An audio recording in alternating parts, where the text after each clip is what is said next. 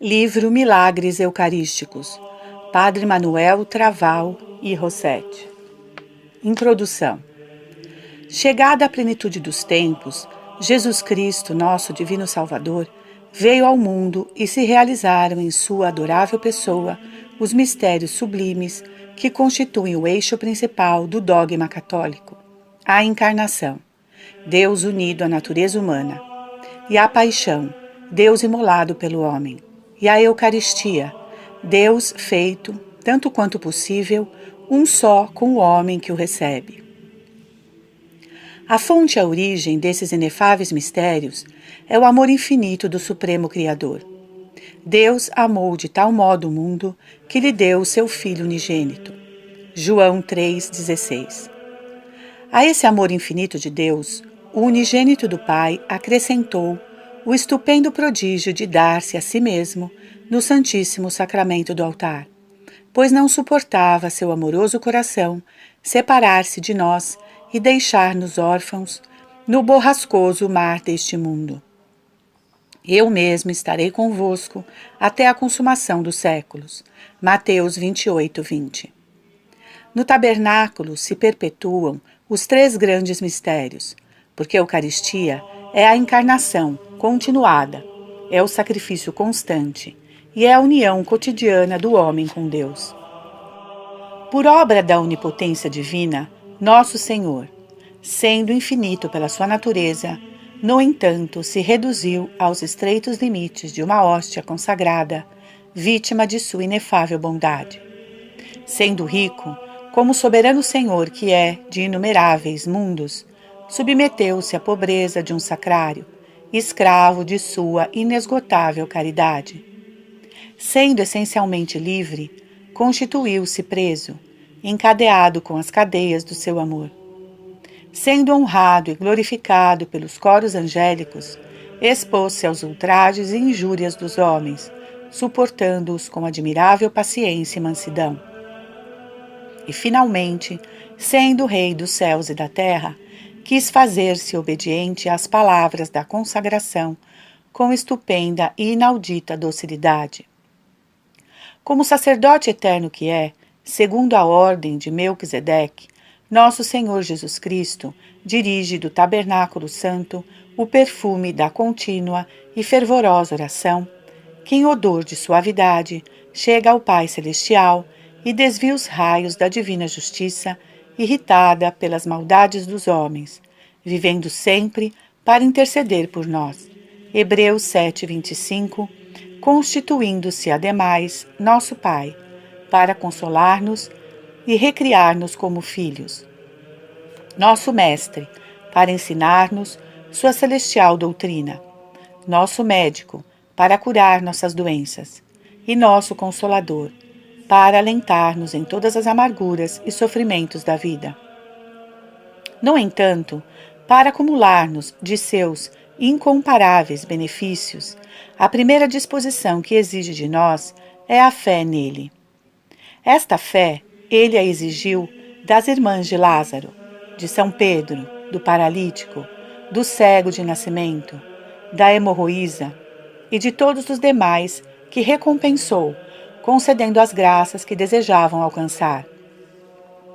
Esta mesma fé ele elogiou no centurião romano e em todos os que magnificamente a manifestaram. A finalidade deste livro é avivar nas almas o ardor da fé em Jesus sacramentado. Com isso, se obterá uma ilimitada confiança em suas bondades e se acrescentará o intenso amor que lhe devemos. Permita a Deus que seja cada vez mais viva a fé de todos os fiéis católicos na Sagrada Eucaristia.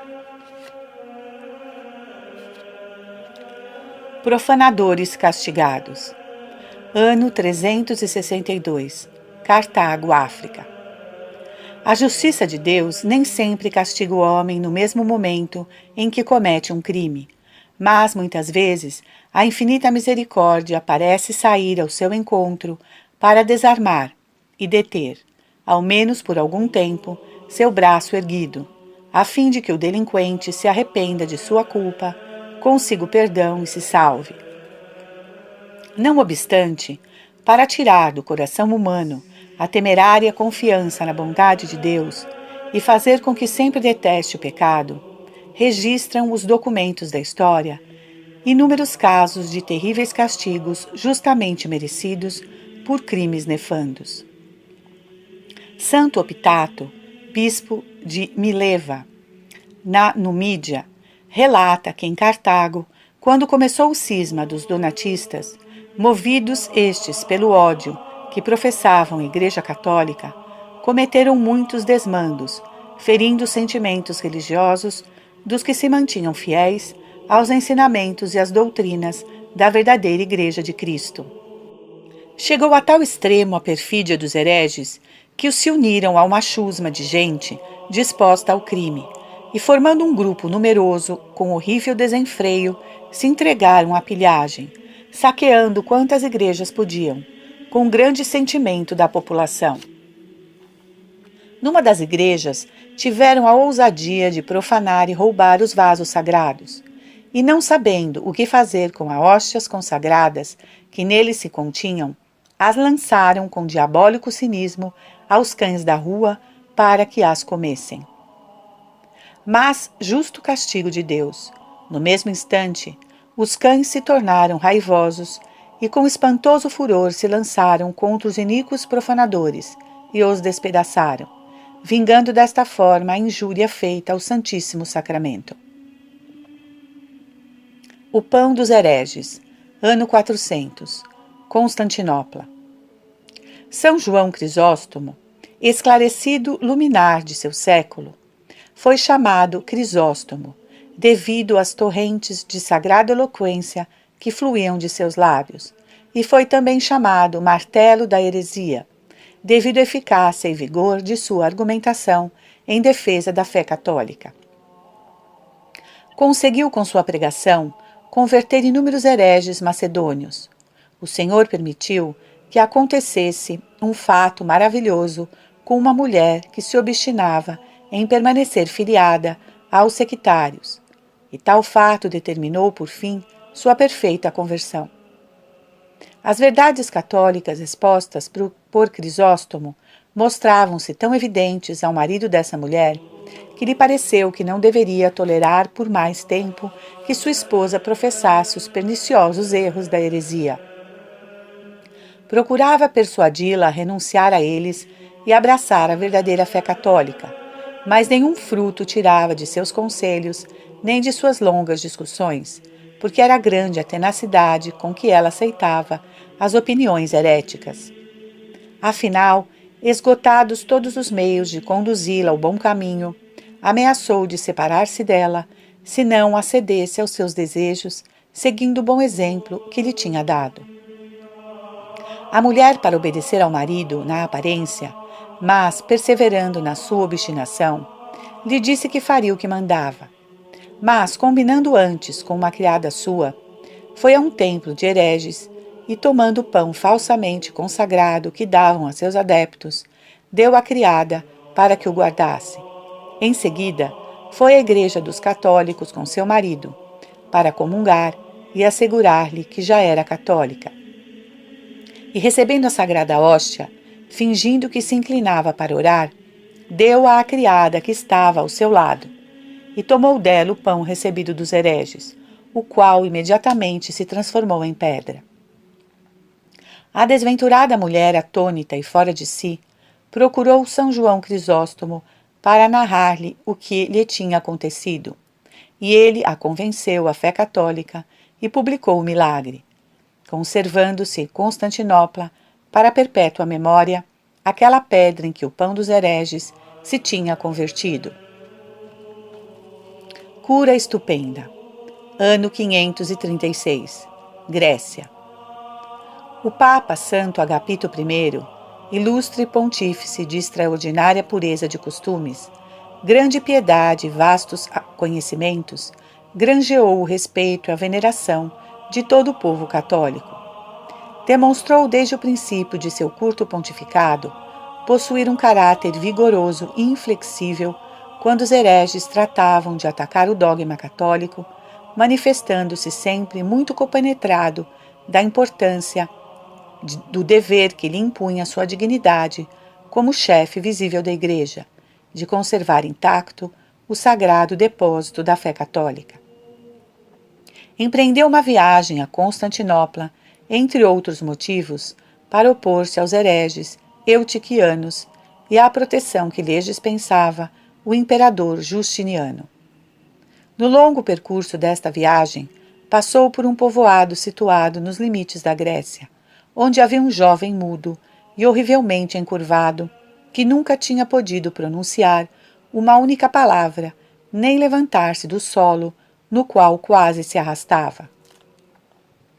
Seus pais, crendo que o sumo pontífice poderia curá-lo, se dirigiram pressurosos ao seu encontro, se ajoelharam aos seus pés e, derramando muitas lágrimas, lhe suplicaram que se dignasse remediar os males de seu querido e infeliz filho.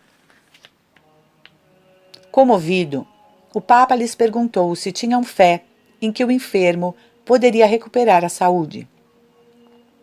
Responderam que esperavam o remédio da divina onipotência por mediação de São Pedro.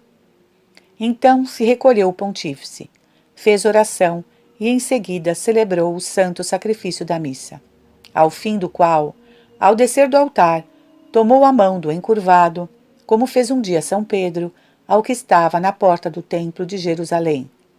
E à vista de todo o povo, o jovem paralítico se levantou e se pôs a andar. Depois ministrou-lhe a sagrada comunhão, e no mesmo instante se lhe soltou a língua e falou, com grande espanto e admiração dos que presenciaram tão estupendo milagre, que serviu para acrescentar a veneração ao sucessor de São Pedro e a fé no Santíssimo Sacramento. Santo Agapito morreu no dia 17 de abril do ano 536, mas a Igreja honra sua memória no dia 20 de setembro, em que foram trasladados seus restos de Constantinopla para Roma. Riso incrédulo, ano 596, Roma. Certa matrona romana, de importante família patrícia, costumava enviar ao bem-aventurado Papa São Gregório Magno as hóstias que ela mesma fazia para o santo sacrifício da missa, mostrando-se nesta obra muito solícita e cuidadosa. O espírito maligno, capital inimigo de tudo o que é bom, e que, segundo a expressão do apóstolo São Pedro, anda ao redor de nós, como o leão que ruge, aguardando o momento de agarrar a presa, julgou conveniente perturbar a senhora, primeiro com tentações de vanglória, em seguida com impertinentes dúvidas acerca da fé no Santíssimo Sacramento, e finalmente fazendo com que, sem deixar as práticas piedosas, caísse em manifesta incredulidade. Com efeito, aconteceu que um dia, estando esta senhora ajoelhada no altar para receber a comunhão das mãos de São Gregório, no momento solene em que o Santo Pontífice ia dar-lhe a sagrada hóstia, dizendo aquelas palavras da antiga liturgia: o corpo de nosso Senhor Jesus Cristo, guarde tua alma para a vida eterna, pôs-se a rir, a referida senhora, como se tivesse perdido a fé e a devoção. Ao dar-se conta disso, imediatamente o santo retirou a mão e pôs sobre o altar a hóstia consagrada. Acabada a missa, o pontífice perguntou diante de todo o povo à senhora a causa de seu riso naquela ocasião tão imprópria. Surpreendida pela pergunta, ela não se atreveu logo a declarar o motivo, mas depois de algum tempo disse: estou rindo porque vós me dizeis que este pão que eu própria amassei é o corpo de Cristo. Escandalizado com essa resposta, São Gregório se pôs no mesmo instante, com todo o povo, a rezar ao Senhor, para que iluminasse com sua divina luz aquela mulher incrédula. Mal acabaram a fervorosa oração, sucedeu uma maravilha, e foi que a hóstia, sacrossanta, deixou-se ver em carne humana, e nesta forma, diante do povo ali congregado, a mostrou também o Santo Pontífice à mulher. Esse prodígio a converteu no mesmo momento à fé na Eucaristia e confirmou nesta fé a todos os presentes. Diante de tão grande milagre, determinaram continuar rezando, o que se fez com extraordinário recolhimento e fervor, até que se viu que aquela carne se reduziu novamente à forma de hóstia que antes tinha.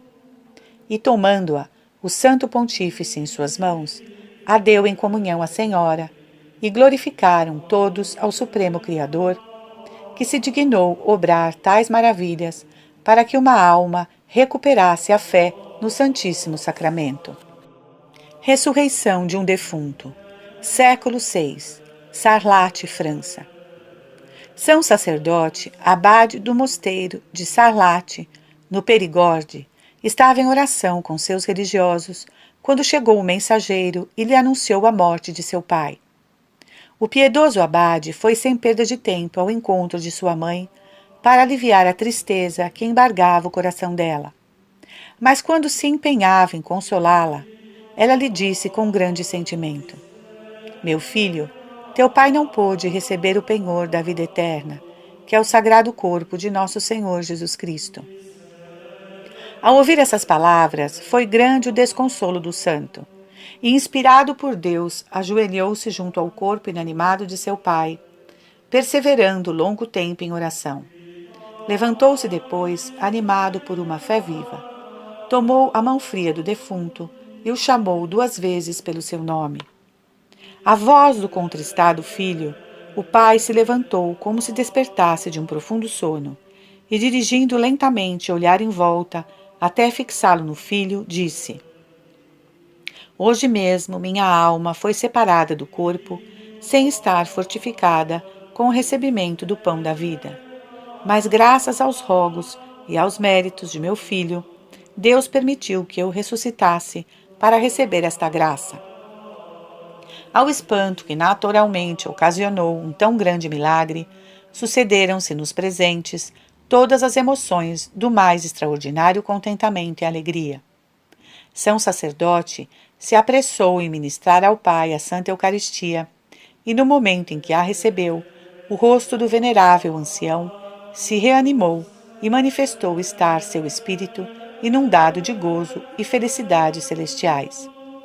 O filho se ajoelhou para receber do pai a última bênção. O pai estendeu a mão para o filho amado, manifestou-lhe seu reconhecimento por meio de algumas palavras cheias de ternura e amor e entregou logo placidamente a alma a Deus. Conversão de um duque. Ano 785. Aix-la-Chapelle, França. O magnânimo rei dos francos, Carlos Magno, não podia subjugar o orgulhoso duque de Saxônia, Wittikindo, como já tinha feito com a força das armas aos de sua nação, mas não perdia a esperança de conquistar sua amizade. Com esse objetivo, tomou a determinação de lhe mandar embaixadores para lhe proporem uma entrevista, enviando ao mesmo tempo reféns que garantissem a segurança de sua pessoa. Wittikindo, mais para não parecer covarde do que para dar gosto ao rei Carlos Magno, aceitou a proposta de ir à sua corte.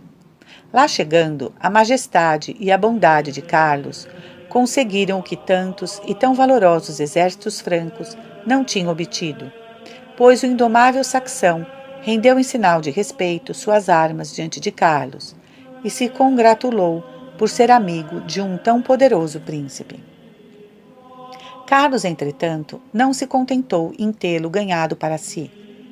Seu nobre e religioso coração aspirava mais alto, pois desejava conquistar o chefe bárbaro para nosso Senhor Jesus Cristo.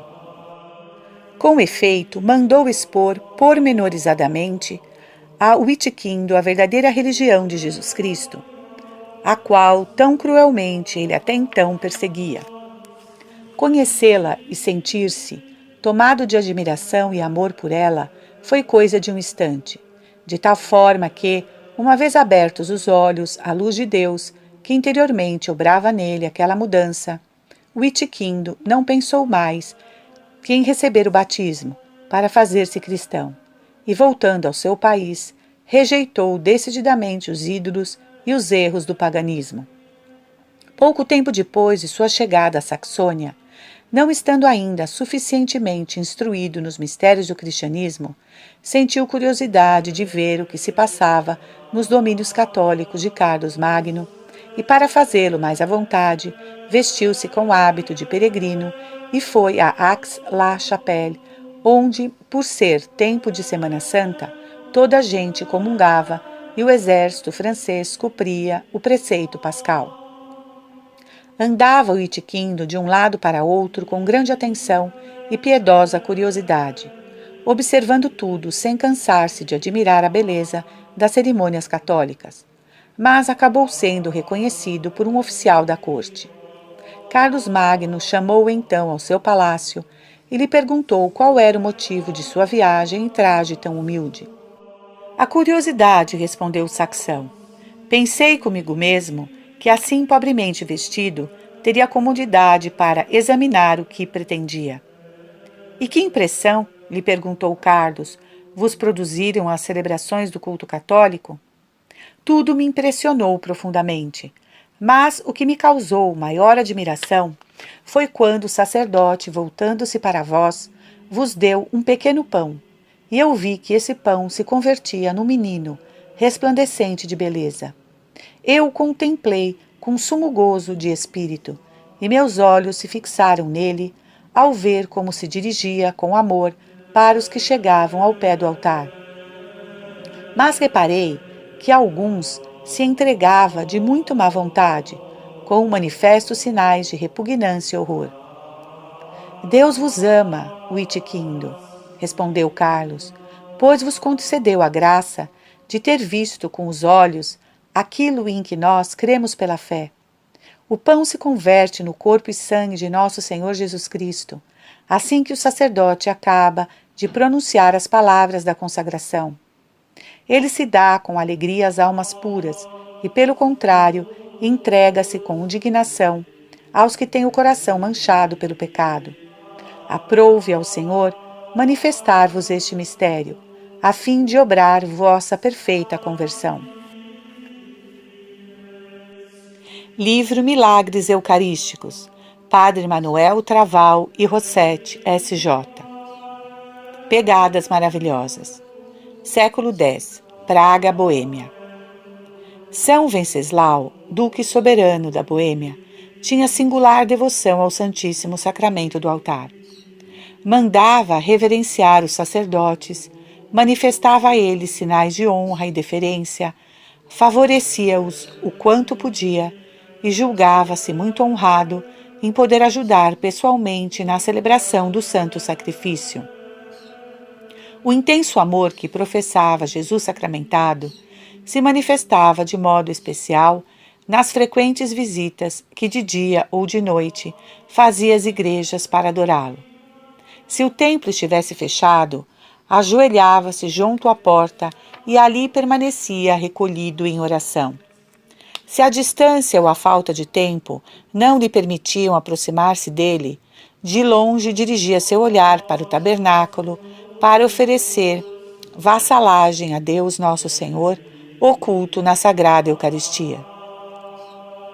Uma noite em que nevava copiosamente, ia o santo de pés descalços para visitar o Santíssimo Sacramento nas igrejas, e o criado que o acompanhava se ia queixando do frio excessivo que sentia. Põe-lhe, disse Venceslau, teus pés sobre as marcas dos meus.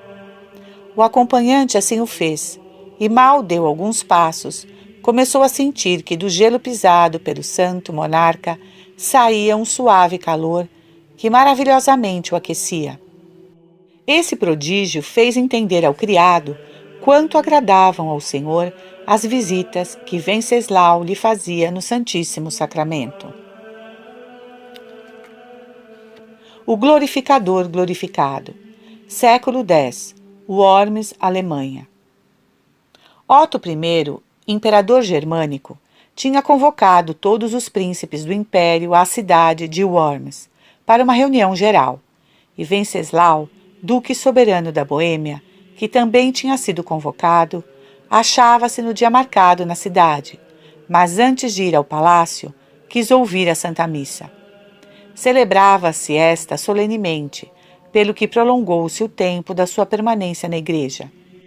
Os príncipes já estavam reunidos, e como só faltasse Venceslau, interpretando mal aquela demora, conceberam a suspeita de que ele atrasava sua chegada para ser recebido por aquele nobre congresso com atos de reverência e respeito. Para humilhar, pois, a suposta vaidade do duque, combinaram entre si que, quando ele chegasse, ninguém se moveria de seu lugar, nem se mostraria atencioso com ele. E como se isso não bastasse, ainda persuadiram o imperador a também se abster de qualquer demonstração de cortesia e respeito em relação ao duque da Boêmia. Mas o senhor, que se ria daqueles nécios e queria recompensar e honrar Venceslau como insigne glorificador do Santíssimo Sacramento, fez com que as coisas seguissem caminho muito diferente. Aconteceu que o imperador viu Venceslau entrar pela porta do grande salão, acompanhado por 2 belíssimos anjos, resplandecentes como o sol, colocados um à direita e outro à esquerda do santo, fazendo-lhe corte. Tomado por uma grande admiração, Otto levantou-se do trono, desceu os degraus e, atravessando a sala, foi receber São Venceslau. Fez-lhe uma profunda reverência, tomou-o cortesmente pela mão e o conduziu ao trono para que ocupasse o primeiro lugar à sua direita. Os príncipes que presenciaram a tudo isso, levantando-se de pé por respeito ao imperador que se tinha levantado, atônitos por tais demonstrações de honra inesperadas, olhavam-se fixamente uns aos outros, sem saber a que atribuir aquilo que estavam vendo. O imperador, notando a surpresa daqueles nobres cavaleiros por haver se excedido tanto em honrar a Venceslau contra a expectativa de todos, disse que se maravilhava sobremaneira de que eles não tivessem visto os prodigiosos resplendores que ao seu redor espargiam os celestiais espíritos. Cheios de admiração ao ouvir isso, os príncipes se inclinaram humildemente diante de Venceslau e, confessando a culpa de seu temerário juízo, pediram-lhe perdão. Otto concedeu tanta benevolência e veneração para com o santo duque que lhe obsequiou com muitos preciosos dons e lhe concedeu o título de rei, com o direito de colocar em seu escudo o símbolo heráldico imperial da águia negra em campo de prata. Foi assim que Deus quis premiar já na terra a singular piedade de Venceslau para com o divino sacramento. Sangue Divino, ano 1171, Ferrara, Itália. Ao visitar a cidade de Ferrara, na bela Itália, ergue-se diante dos olhos do viajante a suntuosa igreja de Santa Maria del Vado e nela a magnífica capela do Preciosíssimo Sangue, esplendidamente decorada, na qual ardem perenemente grande número de lâmpadas de prata que testemunham a viva fé dos seus devotos paroquianos. Eis a origem histórica desse santuário. A heresia de Berengário contra o Santíssimo Sacramento, que começara a propagar-se já no século XI, 100 anos depois, se reproduzia mesclada com outros erros por meio de uma multidão de heresiarcas chamados novos maniqueus, os quais infeccionavam e procuravam, com suas pestilenciais doutrinas, perder as almas dos habitantes da Itália. Foi então que, para avivar a fé na Sagrada Eucaristia, Deus quis obrar um manifesto prodígio em confirmação do que ensina o dogma católico a respeito do Santíssimo Sacramento. No dia 28 de março de 1171, na então pequena igreja de Santa Maria del Vado, celebrava um sacerdote devotamente a missa de Páscoa. Feita a consagração, logo que o ministro de Deus dividiu, depois do Pater Noster, a sacrossanta hóstia, sobre o cálice, gotas de sangue salpicaram a parede oposta e a abóbada da capela. Divulgado o fato, acorreu todo o povo de Ferrara para ver o prodígio e ficou sumamente comovido ao contemplar o sangue divino agradecendo a suma bondade aquele milagre que confirmava a fé católica. A pequena igreja se converteu numa grandiosa e bela basílica, que é até hoje um monumento perene do portento acontecido. No ano de 1871, celebrando-se o 7º centenário de tão estupendo prodígio, realizaram-se em Ferrara soleníssimas festas religiosas. Conselho Diabólico. Ano 1220. Narbonne, França.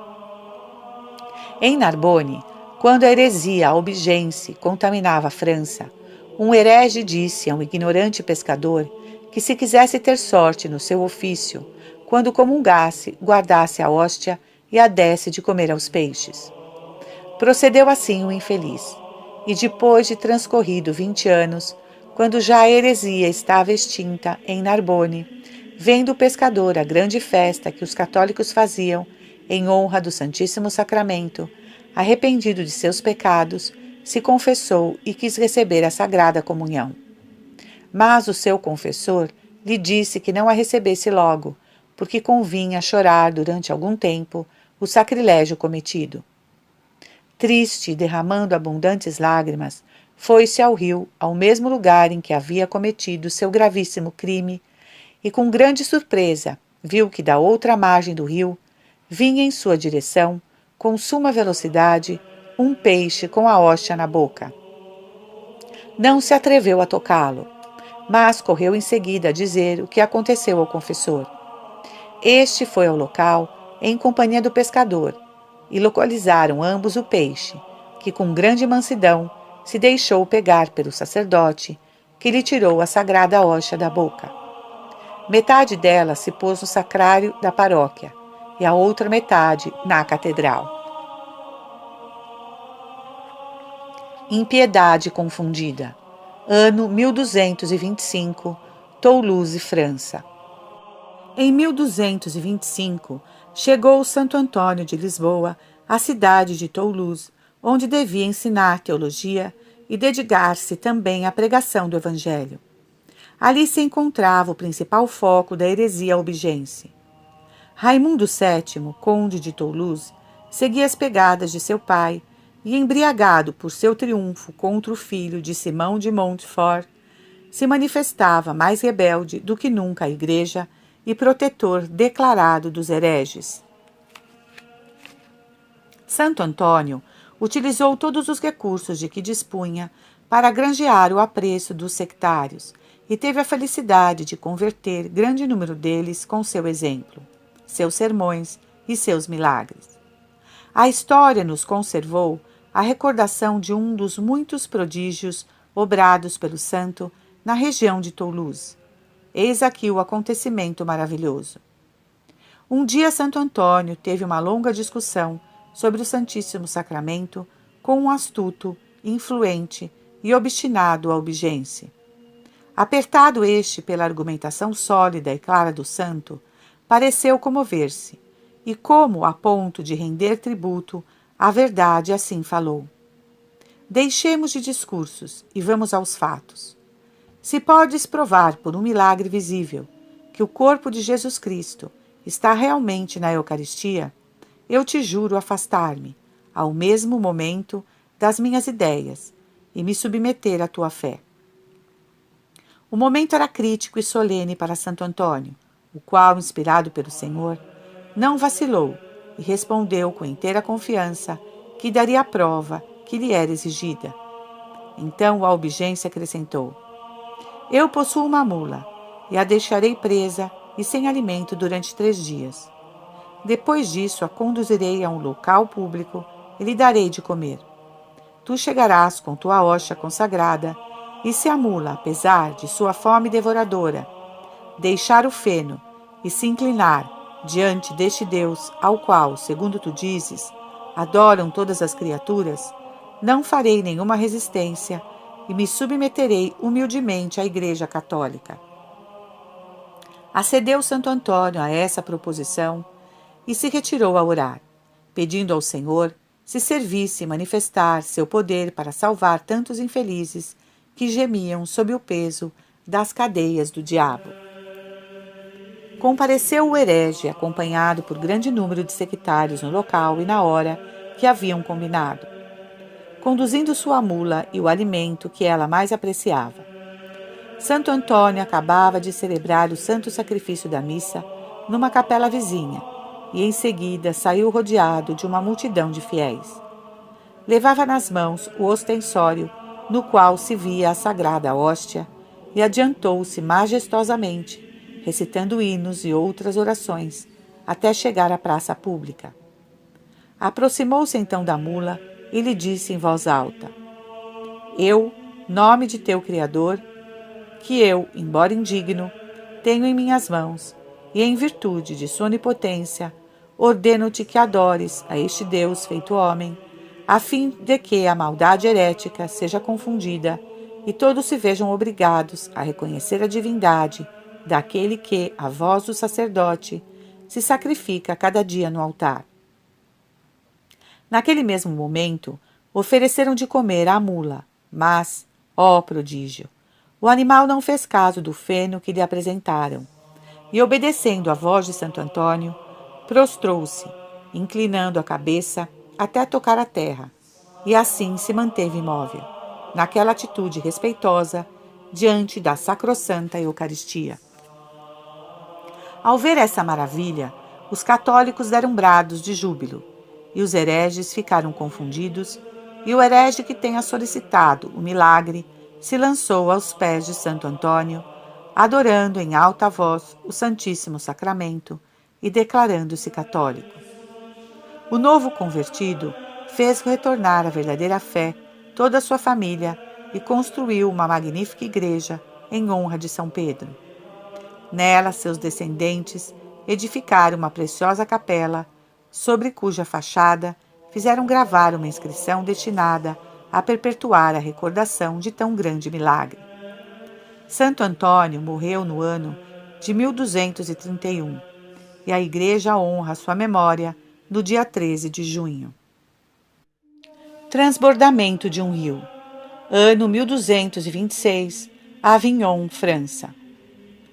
O dia 14 de setembro de 1226 será sempre lembrado na cidade de Avignon, pois nesse dia em que se comemorava a festa da Santa Cruz, o rio Ródano transbordou com ímpeto furioso, convertendo toda a cidade num imenso lago. A desolação e o pranto se espalharam. Em meio àquela grande consternação, lembraram-se os piedosos habitantes de que numa capela estava exposto solenemente o Santíssimo Sacramento e determinaram salvá-lo da inundação. Alguns homens mais intrépidos embarcaram num bote, dirigindo-se ao local da pequena igreja, e ao entrar dentro dela, deram-se conta com assombro de que se havia repetido o prodígio do Mar Vermelho e do Rio Jordão, pois as águas se conservavam a uma altura de mais de 1 metro à direita e à esquerda do altar, deixando livre e seco uma passagem até o tabernáculo, que permanecia intacto, assim como o Santíssimo Sacramento. Correu por toda a cidade a notícia de um portento tão singular, e logo acudiu imensa multidão em barcos para presenciá-lo. O próprio rei Luís VIII, pai de São Luís IX, que estava naquele dia em Avignon, também quis ser testemunha ocular do prodígio. Em sua memória, foi instituída na capela, com aprovação do Sumo Pontífice, a exposição cotidiana e perpétua do Santíssimo Sacramento. A Cruz de Caravaca, ano 1227, Caravaca, Espanha. Em 1227, reinava em Valença o príncipe mouro Zeid Abu Zeid, quando aconteceu o prodigioso fato de sua conversão ao catolicismo, referido pelos historiadores da seguinte forma: um santo sacerdote, desejoso de que os mouros se convertessem à verdadeira fé, não teve a menor hesitação em ir pregar nas suas próprias regiões. Irritaram-se os sectários do Islã por tal atrevimento e não sossegaram até que o sacerdote fosse preso e levado até a presença de Zeid Abu Zeid. O rei, entretanto, Desejava havia muito tempo ter quem lhe explicasse os mistérios da religião cristã. E ao ver o sacerdote, lhe disse: Ouvi falar do vosso sacrifício da missa e gostaria de saber a razão dessa cerimônia. Sabei, ó rei, respondeu o cativo, que todo sacerdote, legitimamente ordenado, recebe do céu um poder sublime, em virtude do qual oferece o santo sacrifício. Quando, pois, revestido dos ornamentos sagrados, se aproxima do altar e pronuncia as mesmas palavras que o Divino Salvador pronunciou na última ceia, a hóstia que tem em suas mãos se converte na carne adorável de Jesus Cristo e o vinho em seu preciosíssimo sangue, de maneira que, sob as espécies sacramentais, se contém a presença real de Jesus Cristo, que se oferece de modo incruento ao Padre Eterno pela salvação do gênero humano. Como poderei crer nisso, contestou o rei Mouro, se vós não me fazeis ver tão grande maravilha de modo visível? O sacerdote, inspirado por Deus, respondeu que celebraria a Santa Missa em sua presença, se lhe facilitasse todo o necessário para isso. Imediatamente o rei enviou um mensageiro à cidade de Cuenca, que estava em poder dos cristãos, para que conseguisse o que o sacerdote pedira. Quando o mensageiro voltou, o sacerdote se dispôs logo a cumprir a promessa. Tinha começado já as cerimônias santas, rezado o confíteor e se aproximado ao altar, quando, querendo fazer reverência à cruz, notou que faltava a cruz no altar. E voltando-se para o rei, lhe disse que não podia continuar a Santa Missa, porque lhe faltava uma coisa necessária. Que falta? Perguntou o soberano. Será talvez isso que vejo aparecer misteriosamente sobre vossa cabeça? O sacerdote levantou os olhos e viu 2 anjos que lhe apresentavam uma cruz vinda do céu. O sacerdote a colocou sobre o altar e prosseguiu, com sumo gozo de espírito, o santo sacrifício. O rei acompanhava com muita atenção cada nova cerimônia, e seu coração estava dominado por uma forte impressão. Parecia-lhe que o sacerdote, com os ornamentos sagrados, era naquele momento mais do que um homem mortal. Chegou, por fim, o ansiado instante da elevação, e, ó prodígio, viu com toda a clareza transformar-se a hóstia sacrossanta num formoso menino rodeado de celestiais resplendores. Essa maravilha triunfou sobre a infidelidade do rei Mouro. Iluminado seu espírito pela graça interior, conheceu a verdade dos mistérios da fé católica e desde aquele momento creu firmemente em Jesus Cristo, permitindo a seus vassalos abandonar os dogmas ímpios do Alcorão e recebendo ele mesmo o batismo, no qual tomou o nome de Fernando. Retirou-se em seguida a viver entre os cristãos, acabando santamente seus dias em Saragoça, no ano de 1248.